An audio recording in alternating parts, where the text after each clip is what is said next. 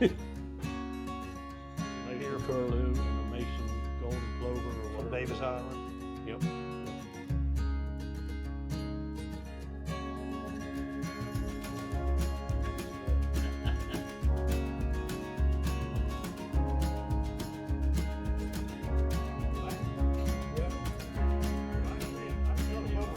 So we're at the home of Doily Fulcher, one of my good friends, one of my mentors, and this home is one of my favorite places to be, especially if you collect duck decoys. So Doily, thanks for having us. Thank you. So Doily, I brought some Robert Pigott birds that you discovered. They were from your collection. We are going to be selling 3 of these Robert Pigott birds at the next Leland Little Sporting Art auction. But you know, I'm intrigued about how you found these things. I mean, this is a Robert Pigott Hen Redhead that we're going to offer. We have a Robert Pigott Curlew that he made, which is one of my favorite North Carolina shorebirds. And then we also have what they call a Robert Pigott Rig Bird. Could have been made by Robert Pigott, we just don't know. But these are 2 curlews are published in Craigie Andresen and Philip Harvey's books, Shorebirds from North Carolina. You discovered Robert Pigott, and if it weren't for you, people wouldn't even know he existed because there's no grave marker, there's no photograph of him. So tell us a little bit about Robert Pigott and where he's from and his connection to Roland Davis. Got to know Roland by going to buy an anchor from him, and he was a sort of a hermit type man. He lived real rough. His old house, the family house, had burned down, and he lived in a sort of the kitchen of it or something like that. But he had a lot of decoys. His hunting rig was made by Robert Pigott, and Roland's mother was a Pigott. So I don't know if he was his uncle, but they were kin. And one time I went, I discovered he had a box full of curlews. They were 3 similar to this. I think 2 of them had full bodies in this. There were 3 of them, but they were a good, better than a dozen of these in the box.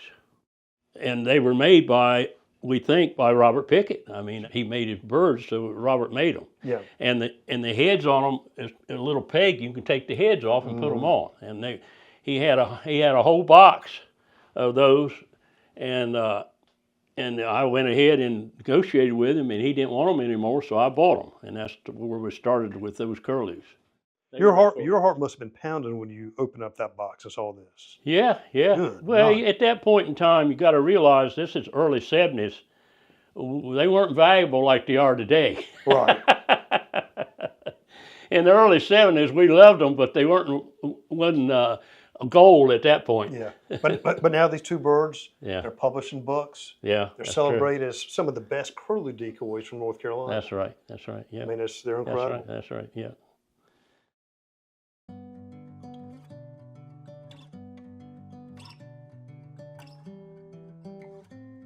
And then he also made ducks. He made, I think he said ducks. 3 styles of ducks. Yeah, before the curlews, I bought these birds here. These are Robert Pigott. See, this wasn't his personal rig, so he was willing to sell them. And those went to Roland Davis. He hunted these. He had these, yes. Okay. And I had found bodies that had the big RP in the bottom of them. Yep. Well, this was Robert Pigott's personal rig.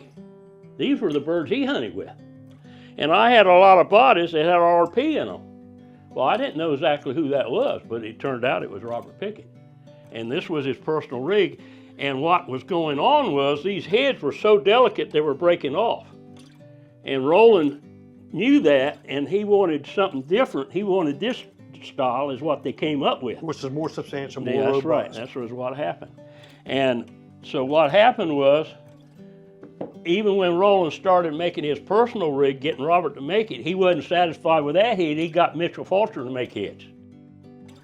Same flat bottom. Same flat, round bottom.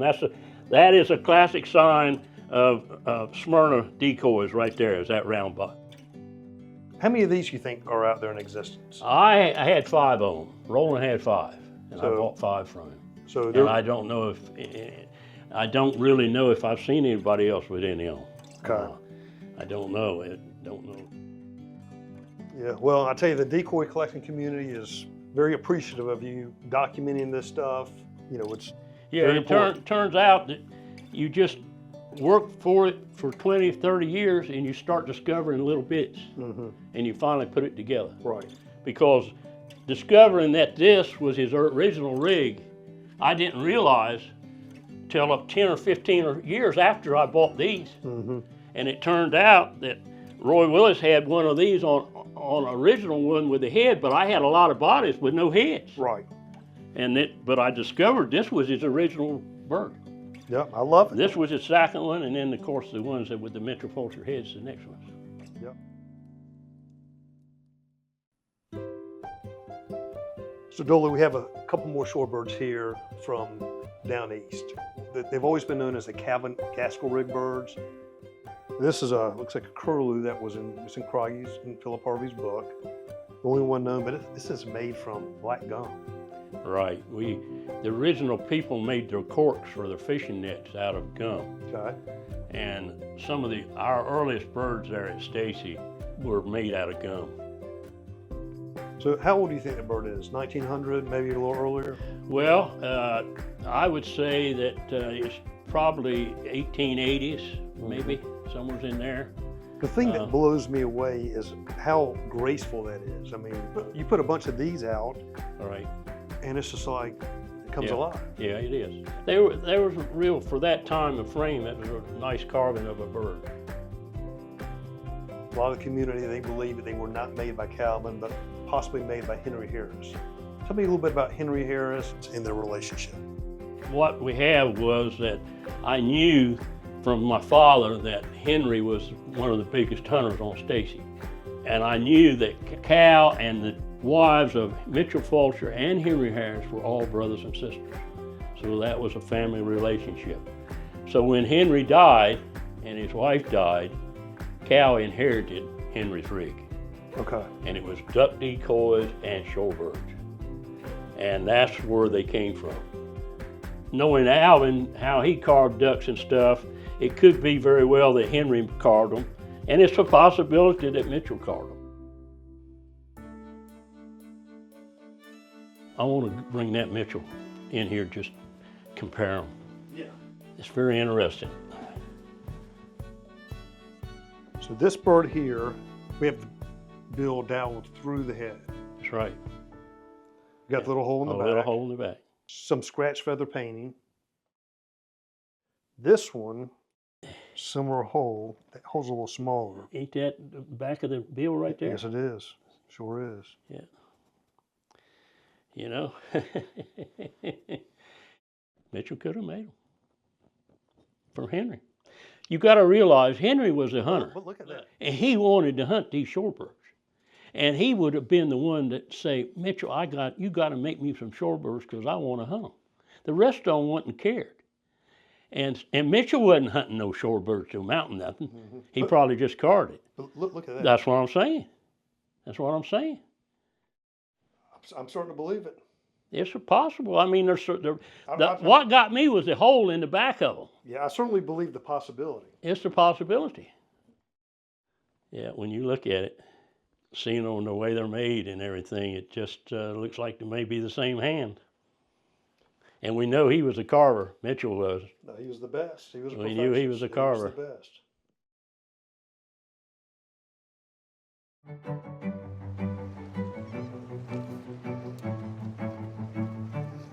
Because of my love for waterfowl and shooting waterfowl on the wing, it automatically gets into collecting decoys.